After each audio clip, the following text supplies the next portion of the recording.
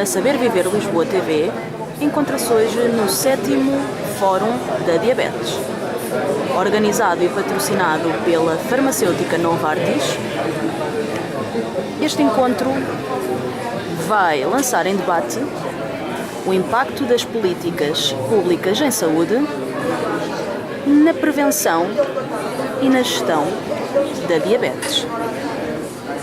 Este evento destina-se à formação de vários profissionais de saúde provenientes das mais diversas áreas.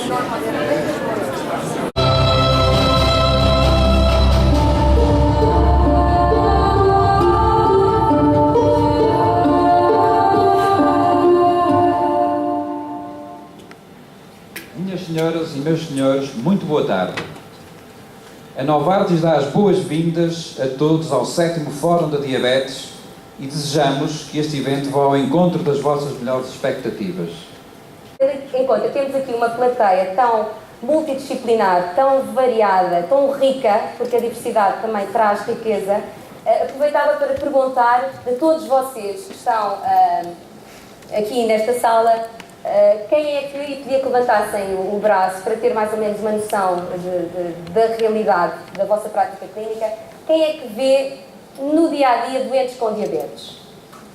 Vê, medica, trata. Eventualmente, se não o fazem, podem eventualmente estar na reunião errada, mas eu queria tentar concluir que a maioria da plateia, pelo menos, visse doentes com diabetes. Acho que era uma boa certificação de que estávamos na reunião certa. Mas já agora gostava de ir um pouco mais longe. E quem é que vê doentes, por exemplo, com patologia respiratória? Só por questão de curiosidade.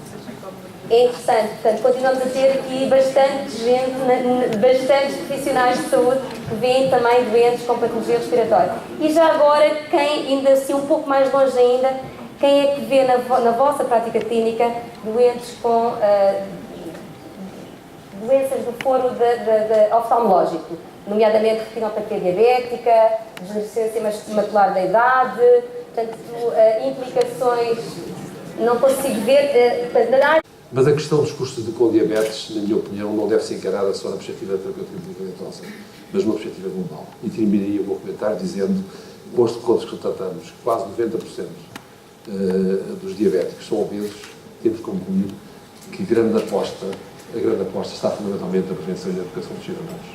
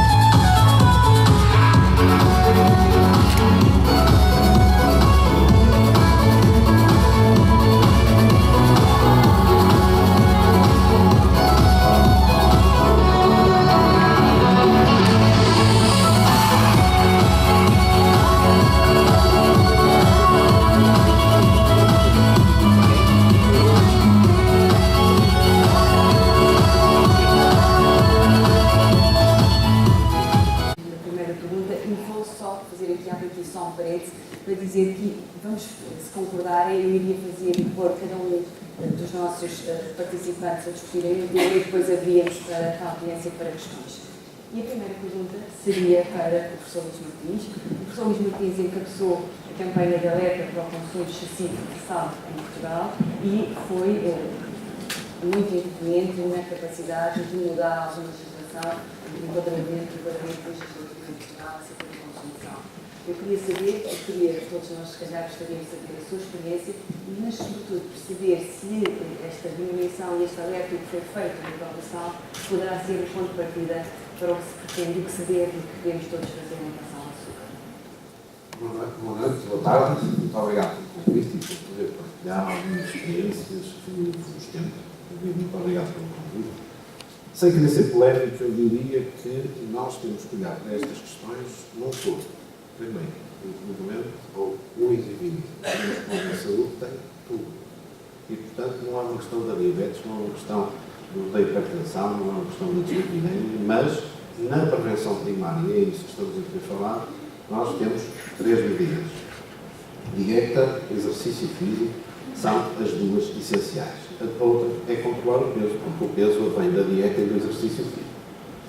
A dieta, na minha opinião, requer muitos cuidados em termos públicos. Estamos a falar da prevenção primária. Aquilo que nós fizemos foi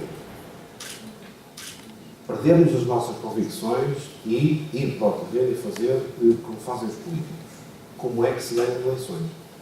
E fomos saber, não aquilo que eu acho, que todos nós achamos.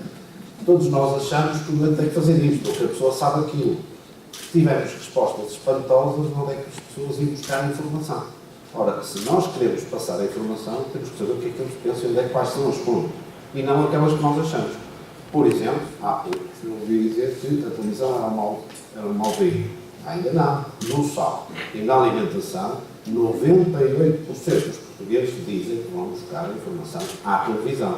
Assim sendo, tivemos que despir o conceito de ser assim. Como é que nós trazemos os mídias? Os jornais não serviram para nada, porque as pessoas não leem. Portanto, eu acho que nós temos de ter uma atitude diferente sobre as coisas e acho que os fundamentalismos também não levam a lado nenhum. Eu vou dar um exemplo.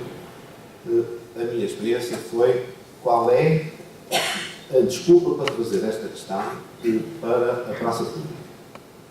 O sal. Nós sabemos que o sal é um componente importante da hipertensão. Em Portugal não é só da hipertensão. Nós morremos, essencialmente, como sabem todos, de acidente vascular cerebral e nisso somos diferentes de todos os mediterrâneos e de toda a gente que nos rodeia. Mas também temos mais temperamento que os outros. E, portanto, o sal está no cérebro. Como é que eu posso pegar um sal sem ser infurtado em praça pública? Eu não podia pegar no bacalhau, como é lógico. Eu fui pegar numa coisa em que a resposta era posta à mão pelos padeiros e, desculpem o termo, entrarmos no bolso. Porque nós, se quisermos impor as coisas, os portugueses são, na minha opinião, magníficos a tornear as questões. E, portanto, nós só conseguimos, nesta situação, e penso que para a questão dos açúcares e para a alimentação saudável, acontece mesmo, nós temos que ter como aliados os produtores do alimento. E nós só conseguimos fazer isso se eles deixarem de vender. Não é que nós vamos encontrar uma campanha a dizer não coma, não come. A pessoa compra e eles continuam a vender. Só entrando no bolso é que as pessoas melhoram a qualidade das coisas. Eu vou dar um exemplo. Eu, pessoalmente, defendo que nesta questão da alimentação temos que premiar, por exemplo, o fast food. Se eles diminuírem o sal, se diminuírem a quantidade de gorduras e se aumentarem as fibras. Ou seja, não é impondo uma lei a dizer que são penalizados, é dando vantagens de forma a que eles sejam nossos aliados. Porque assim, nós temos sensibilidade social. Eu acho que neste momento, defender a dieta mediterrânea é irrealista.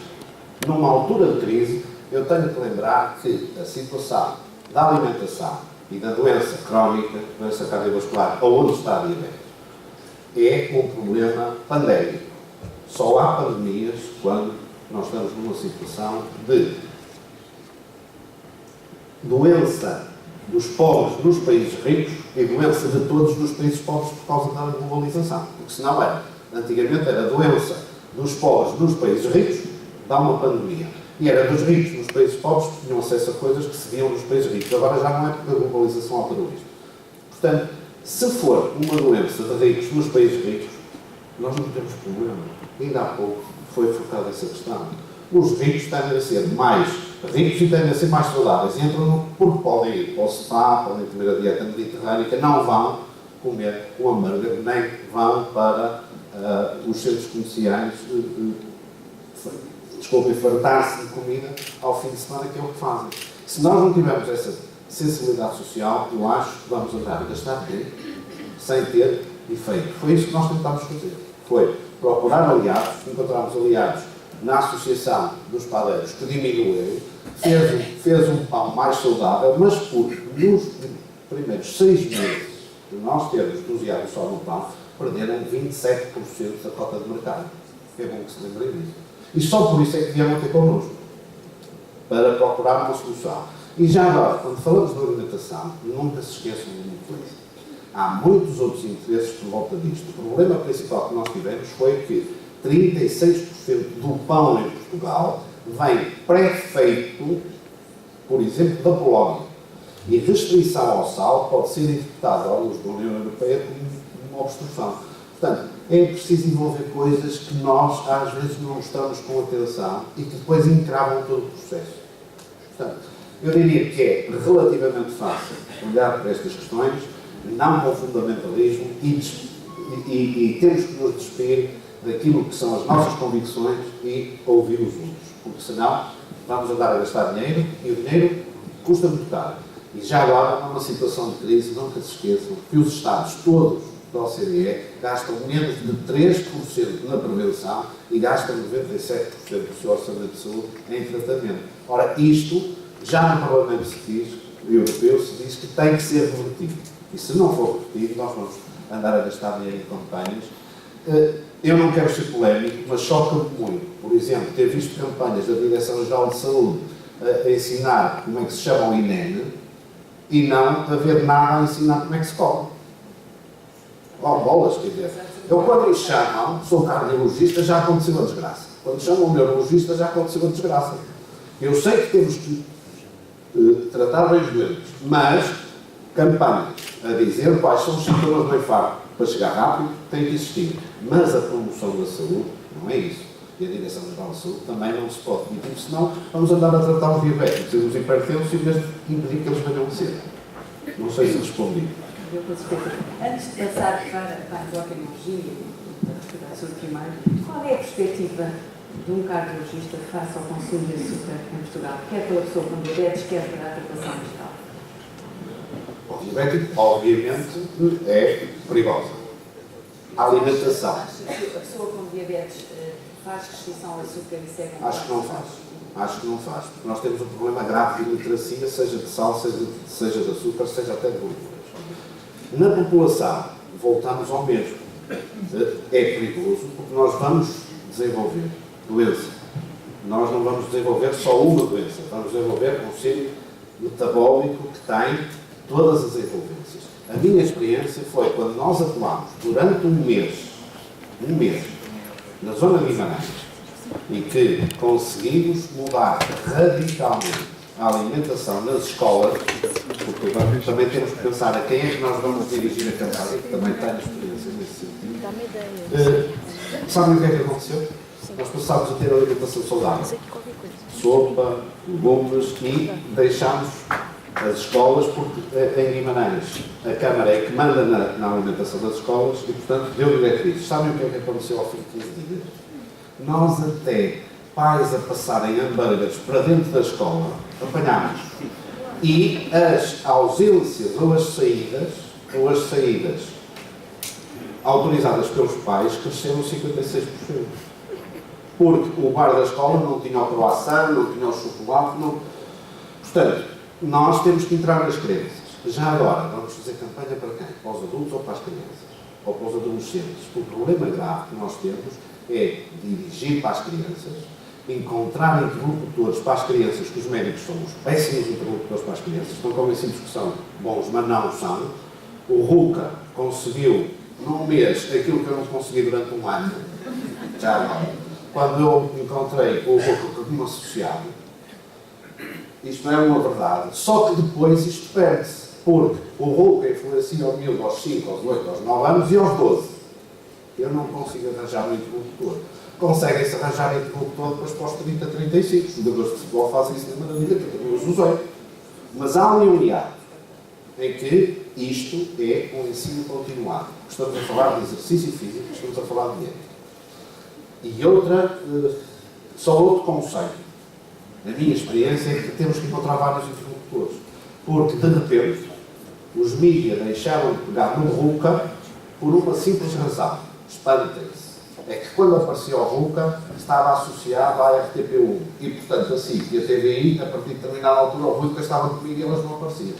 E se nós precisamos dos mídias, temos que perceber onde é que nos estamos a meter. São coisas que nos escapam, mas que são a realidade. O RUCA, no princípio, enchia teatro, porque tinha as televisões. Mas como era associado à RTP1, deixaram as outras televisões. Ora, os mídias são fundamentais nesta questão, na minha opinião e na minha experiência. Depois de se ter notoriedade, é fácil chegar ao Parlamento e ter uma lei, porque a lei não foi do Governo, nem da Direção-Geral de Saúde, foi uma lei da Assembleia da República. Obrigada. Professor David Carvalho, qual é o papel da endocrinologia na prevenção de hábitos alimentares, de alimentação saudáveis? E qual é o papel da Plataforma Nacional de Hábitos de Consumo de Açúcar nisto? Eu talvez centrasse, eu acho que o papel dos endocrinologistas, obviamente sendo pequeno, é necessariamente limitado. Eu acho que haver algum papel será mais na formação dos outros profissionais de saúde. Mas isso penso que depois daqui a pouco se falaremos mais. O que eu acho, e um bocadinho na sequência do que disse o professor Luís Martins, embora eu não esteja inteiramente de acordo com tudo o que ele disse, nomeadamente às fontes de informação, por exemplo, num estudo que foi feito por uma estagiária de nutrição, por exemplo, ao grupo etário que tu falaste, portanto, ela fez um inquérito sobre, por exemplo, qual era o consumo, os hábitos alimentares, por exemplo, de adolescentes que praticavam desporto. Também não quer dizer que sejam todos. E a principal fonte de informação sobre a alimentação correta eram os treinadores, os professores de educação física. Portanto, poderá ser um grupo etário, para esse grupo etário, os treinadores, por exemplo, quando eles fazem alguma atividade física, poderá ser um bom grupo. Portanto, estou de acordo contigo quando tu falas na questão de que é indispensável nós primeiro avaliarmos quem é que tem influência em termos de informação, e penso também, de facto, que a televisão mais poderá contribuir para a redução poderá contribuir, portanto, à redução do consumo. Relativamente à questão que foi aqui levantada, eu penso que também é muito importante nós, e penso que quase que eu diria, há pouco estavas a dizer que provavelmente as crianças seriam um aspecto importante, seria um grupo etário, e eu estou de acordo, mas até acho que deve ser antes. Com aquilo que nós vimos nos dados que foram passados, e que foram um escândalo quase nacional, aquilo que nós vimos da ingestão digamos, em crianças muito pequenas, a quantidade de açúcar, eu julgo que nós temos que aproveitar a gravidez para educar as mães a como vão tratar as crianças. E começar, de facto, até na própria gestação. Todos nós sabemos, nós temos a experiência das mulheres, das diabéticas grávidas, que aderem de uma maneira espetacular à terapêutica. Portanto, na generalidade, a grávida está muito receptiva, tem predisposição, e o que eu acho mais, se eu posso, e agora eu, como dizia a Cristina, no meu papel de avô, eu acho que hoje em dia os casais estão na fase de pré-conceição, estão muito mais, e no período de conceição e durante a gravidez, o casal, mais do que era no meu tempo, em que realmente o acompanhamento das crianças era menor, hoje tem, portanto, acho que é fundamental esse grupo etário. Portanto, eu penso que o papel dos endocrinologistas, o papel da Sociedade Portuguesa para o Estudo da Obesidade, digamos, que também está muito preocupada com esta questão, tem que ser no sentido da educação e do aumento da literacia. Acho que, por outro lado, sobretudo, acabou por ter um impacto extremamente fugaz as recomendações da Organização Mundial de Saúde. As recomendações são, de facto, impressionantes, porque esta redução para 5% do valor calórico sob a forma de açúcar praticamente, as pessoas poderão, no máximo, usar 2 pacotes de açúcar por dia, e as pessoas tomando 3, 4 cafés ou 5 cafés por dia, mais o pequeno almoço, consomem muitíssimo mais. E morreu. Portanto, eu acho que a campanha tem que ser mais mantida. De qualquer maneira, eu acho que há aqui duas questões e queria-me recentrar no problema da prevenção, porque nos diabéticos há estudos em Portugal que demonstram que um indicador indireto da ingestão de açúcares, que é, por exemplo, as cáries dentárias, os doentes diabéticos têm menos cáries dentárias do que os outros doentes. Portanto, quer dizer que os diabéticos até fazem alguma prevenção na ingestão de açúcar. Agora, nos não diabéticos, nos pré-diabéticos, a primeira questão que eu acho que é muito importante e penso que é recidivante, digamos, essa nossa afirmação, é nós temos que diagnosticar estes doentes. Portanto, a grande vantagem, entre aspas, da diabetes é que nós conhecemos a história natural. Segundo, existe um período pré-diagnóstico, isto é, nós conseguimos saber os indivíduos que têm hiperglicemia intermédia, portanto, conseguimos diagnosticar. E é nesses que nós temos que intervir para evitar a interrupção. Eu presumo que o programa que está a ser desenhado no sentido da prevenção vai nesse sentido. Portanto, nós temos que ir diagnosticar estes indivíduos nessa fase e intervir com as modificações de estilo de vida que já foram aqui referidas. Estou inteiramente de acordo, aliás, já várias pessoas referiram isso, que temos que criar condições, temos que premiar as autarquias, entre aspas, e apoiar, digamos, a criação, como dizia o professor, chama-se antes, é mais fácil e é melhor dizer às pessoas, vai trabalhar a pé, vai trabalhar a bicicleta, do que dizer, agora vais ao ginásio. Portanto, temos que, e nesse aspecto, eu acho que os colegas de Medicina Geral e Familiar, porque conhecem, e não os endocrinologistas, porque conhecem o meio em que o doente está, poderão dar sugestões mais adequadas. Olha, porque é que não vai trabalhar, porque é que não vai fazer, digamos, poderão dar um conselho em termos de promoção da atividade física. De qualquer maneira, acho que o tema que também aqui foi aflorado pelo Luís relativamente a taxar ou não taxar, a questão da taxa sobre os produtos ricos em gordura ou a taxar os produtos ricos em açúcar. É realmente um problema complexo.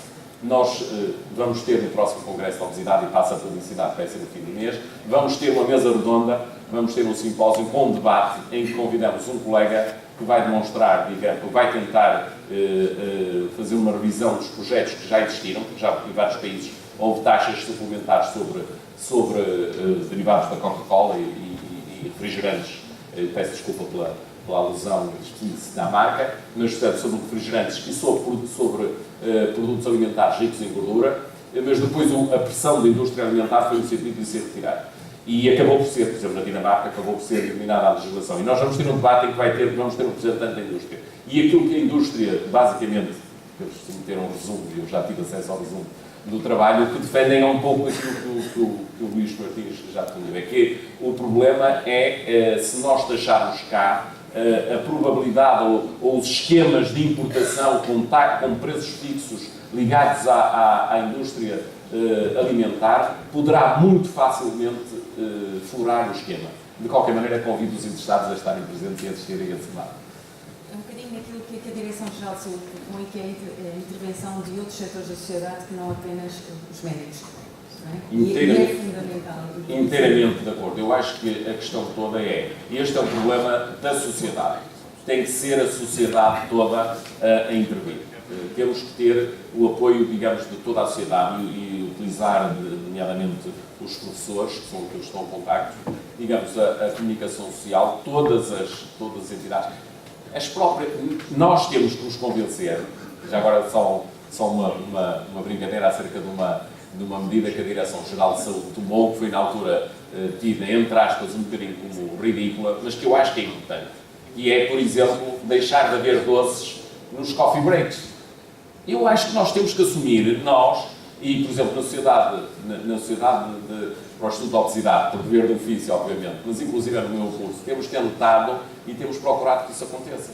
Isto é, porque é que nós, sendo profissionais, sabendo que aquilo não é, porque é que havemos de fomentar? Se a ideia é que as pessoas façam uma alimentação de partida, porque é que vão comer tanto um valor um valor calórico tão elevado? Portanto, eu acho que nós todos devemos, apesar disso, e penso que as medidas E temos que educar os pais também para a questão, começámos a falar em Guimarães, é um bocado inconcebível. Já houve medidas que foram tomadas ainda no tempo do Programa Nacional contra a Obesidade, que saiu em colaboração com o Ministério da Educação, a proibição de venda de máquinas de vendas de produtos, digamos, ricos em açúcar.